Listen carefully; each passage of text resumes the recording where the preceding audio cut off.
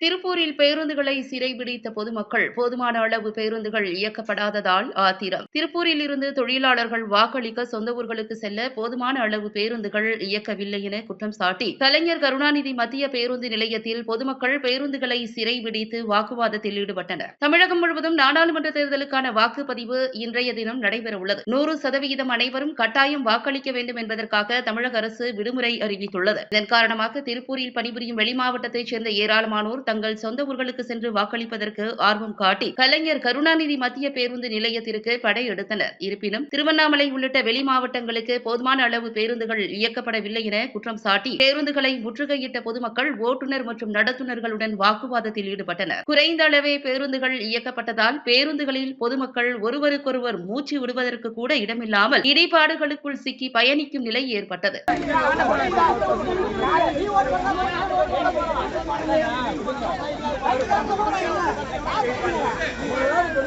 சொல்லல